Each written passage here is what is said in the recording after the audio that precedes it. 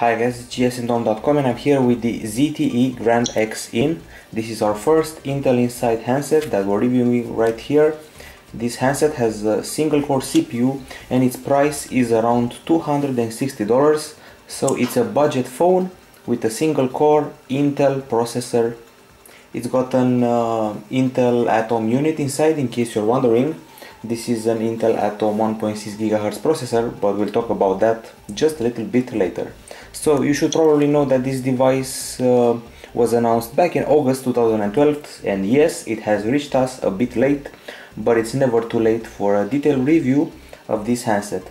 So it entered the market around late 2012 in spite of being announced in August, and this is once again first Intel CPU at gsindom.com, so a welcome premiere and many more Intel handsets to come.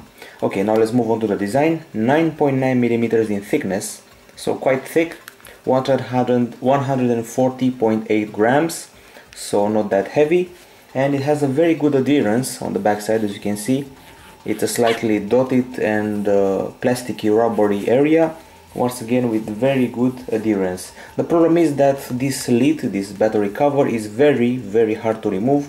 You may even lose a fingernail in the process, and that's bad. As you can see, at the bottom we have these two speakers, Intel Inside logo, ZTE logo, 8 megapixel camera with flash.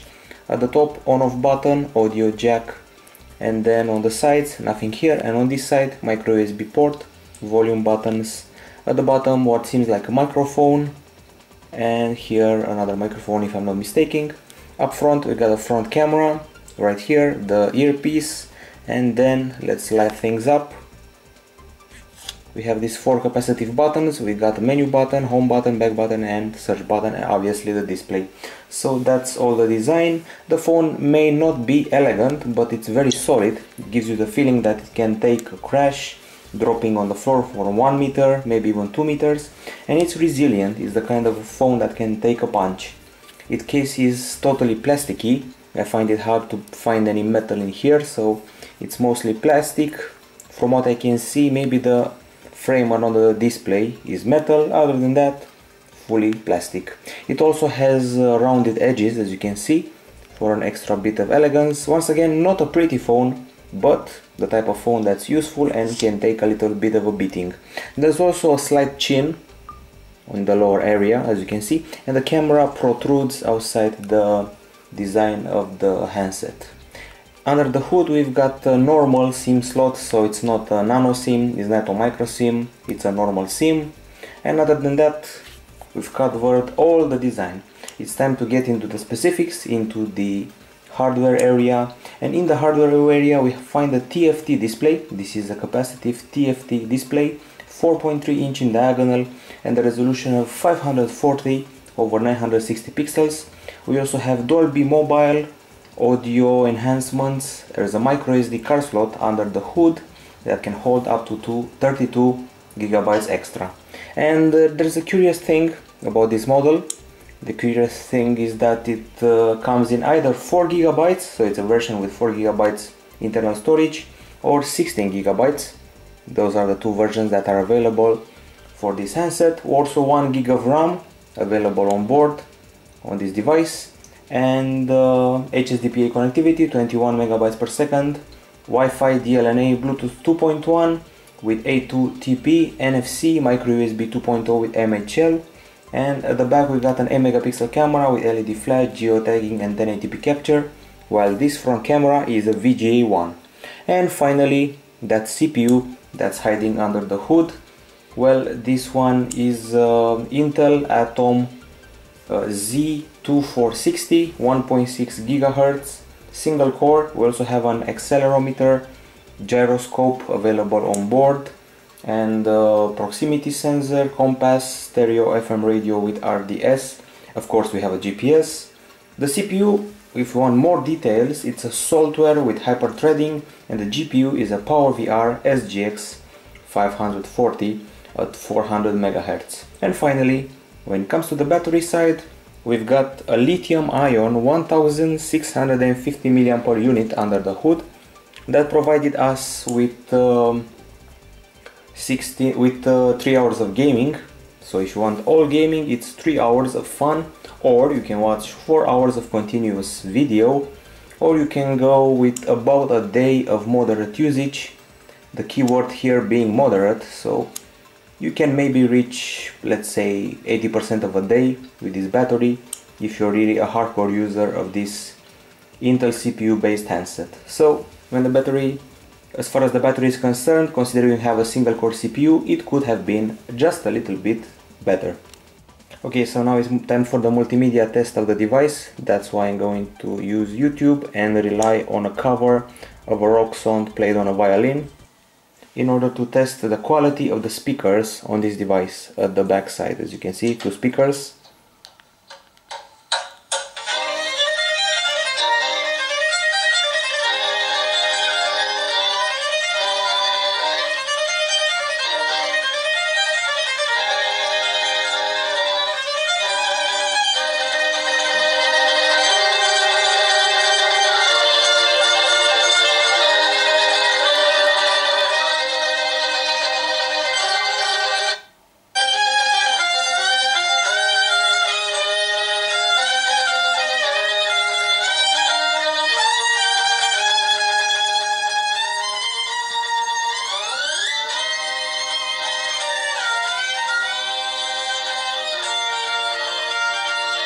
In case you're wondering, this was Through the Fire and Flames. It's a metal violin cover, and as you can hear, while the volume may be pretty good, when you listen to it the maximum volume, the back will tend to vibrate just a little bit, and it tends to slightly distort the experience, the audio experience on the ZTE Grand X In.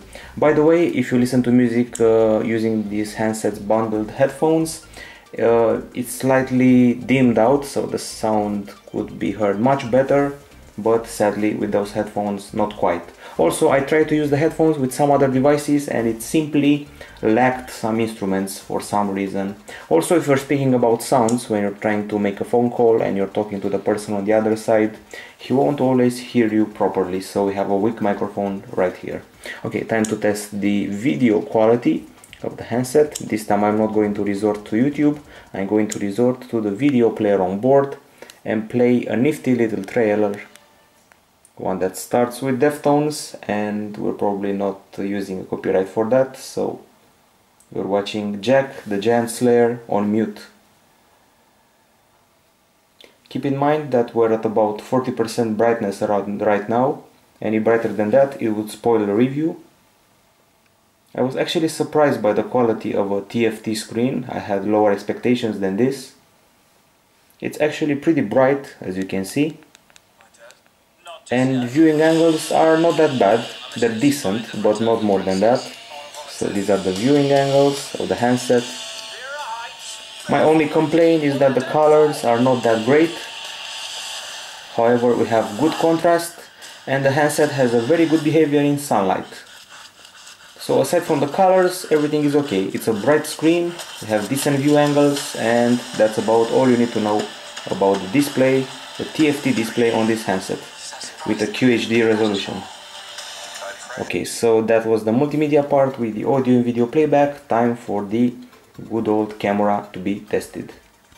So for the test I'm going to use the usual little snail to take a picture of it, place it right here, and this is the camera interface. I'm focusing right now. Of course you can zoom in like this, and the interface is the standard one. So here are the options. We got your white balance right here, exposure, scene modes, and camera location, storing location, burst mode, and the picture size. Then let's take a quick picture. And that's the picture of the snail you just saw earlier. A bit of a lag we're seeing right here. And this is the little guy. Zooming in, as you can see, there is a bit of noise going on in indoor shots. As expected, it may be an 8 megapixel camera, but we've seen a little bit better. Those are the options available: video capture, panorama, and photo capture. And these are the options of the video capture. White balance yet again, time-lapse interval, you can film in full HD and also store your location. And now I'm going to show you a bunch of samples. This is an 8 megapixel camera once again with an LED flash. What I was surprised about when it came to this camera was the quality of its close-ups. So it can actually take a pretty decent bunch of close-ups. Here we go. The colorful shots look really well, provided that you have the decent sunlight available. And the quality is not that bad. However, when you encounter an indoor situation with poor lighting, noise comes through, and also there's a bit of noise when filming. So let me show you a video capture so you'll understand what I mean. By the way, these are some more colored shots. Once again, zooming in. Some people have been complaining that the colors are not realistic. Well, there are very few Android cameras that take realistic shots, and this is the video I've captured. The noise is quite visible, sadly, in video capture. I'm more happy with the photo capture than the video capture, and of course the close-ups that are already praised. Also, the burst mode is satisfying, but nothing more than that. And by the way, the 8 megapixel camera films in Full HD at 30 frames per second. So, as I said, I did some burst shots, and you'll see them in a minute. So here there is a bunch of birds flying here frame by frame, catching their wings movement. So that's what the burst shot is for. Among other things, catching birds in the act with flapping wings. Overall, a decent camera, but nothing more than that. And my only complaint is the noise in indoor situation, the noise when filming, and also the fact that there is no stabilization at all when filming, so any shake of the handset or your hand will be seen in the video. And since we messed with the gallery, you probably saw our screenshot area, so it's time to compare this handset to several other models. Since this device has a pretty low price and it's priced at $260, I decided to compare it to some other models that have similar prices. Those are the Huawei Ascend P1 that we tested last year about the time when this model was announced, August, and AllView P4 Duo, a Romanian phone with exactly the same price but a dual-core CPU. By the way, the Huawei Ascend P1 has a dual-core CPU as well. So the ZTE Grand X In with its single-core Intel CPU scores 3,180 points. So keep that in mind, 3,100. And while the Huawei Ascend P1 scores 3,500 points, so it beats this model. However, we scored more than the AllView P4 Duo that had 2,700. Moving further, we encounter Nenamark, in which we score a very good 45.5 frames per second. So we have a good GPU. This is the GPU right here, PowerVR SGX 540. We beat the Huawei Ascend with 38 frames. And the AllView P4 Duo with 23 frames. So as far as GPU is concerned and gaming, you're all set. In Velamo we scored 1,355 points. Once again we beat the Huawei and the AllView both with 1,100 points. And then comes Antutu, should be here somewhere. So here it is, Antutu, a very impressive score, 11,000 points. We beat the Huawei Ascend P1 by almost double the score. That one had 6,000 and the AllView P4 Duo also 6,300 points. So very good scores. We won't neglect the browsing experience. So here we are, BrowserMark 2.0, 1,588 points, surpassing the AllView P4 Duo 1,505 points. So not by much. Speaking of web browser, I must show you the browsing experience of this device. As you can see, is the video from earlier that we loaded. And it's time to open up or close new tabs, and here a new tab open right here. This is the virtual keyboard, and I'm going to enter gsmdome.com for a quick peek at our interface and the web browsing on this device. As you can see, it loaded pretty fast, doing some pinch to zoom and scrolling. You can also check it out in landscape mode. And you can also alternate between tabs easily like this. So the web browsing experience is pretty okay on this QHD screen. The text is easily readable, and that's about it when it comes to the performance of the device in the synthetic benchmarks and a bit of web browsing. And now we have reached the software part of the review, where I show you the software version we're dealing with and we analyze the bundled apps and everything around it. So we're running Android Ice Cream Sandwich version 4.0.4. Pretty unimpressed by this. I was expecting maybe Jelly Bean, but once again this is a phone that was launched in August last year, and at least the experience is a stock one. By the way, notice the interesting lock screen mechanism. Everything is stock here. We got your usual notification area at the top, and these are the toggles that you can play with GPS, sound, Wi-Fi and other stuff. This is the settings area for the sound display. There's even an HDMI option, battery options available right here, and all the usual goodies you can find on Android devices. Of course, you also got your usual application lists, widgets right here, the standard widgets. So ZTE decided not to customize the experience. They left everything stock as it is, which is a pretty cool thing. If you are multitasking, you keep the home button pressed and you're all set in the classical way. Other stuff for mentioning is the dialer. Here it is, the dialer, the contact section right here. And as I said, the call quality is mediocre at best. And I want to show that lock screen again. If you swipe it, you'll see some options like accessing texts, camera, and your email. There is an app for that, probably not the expression, and actually there is an app for that. It's My Easy Access, so you can select other apps to associate to this flower-like interface that appears on the lock screen. Since we're in the apps area, let's make a quick peek at the applications. Obviously we got usual alarm, we got calendar right here with a cute little setup, and then comes the calculator, looking pretty dated. Then we have some typical carrier bloatware. We installed Dropbox, and we have a file manager here, pretty basic one, nothing fancy. A bunch of games we installed, full share, taking care of your media server needs, streaming stuff around, and it stays open even after you exit it. Then we got the gallery that you already saw earlier, usual gallery, and then Gmail for your email needs, and Google Plus for socializing, a bunch of games, obviously Google Maps available on the device.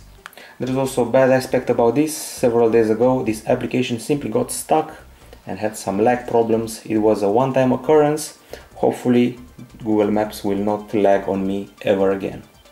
Anyway, this is the navigation application on this Intel CPU device. Other things worth mentioning are the fact that we have two music apps. So we have this music app and the Google Play app. Then comes a notepad with your note-taking needs, the keyboard, and I bet that you can attach pictures if you want. Exiting the note right now. We also have a news and weather app, and the other music application, the standard one. Obviously we got Play Store right here, a task manager that can always come in handy. So you can see your tasks, your apps and your resources and mess them around so there won't be too much usage of the CPU and memory.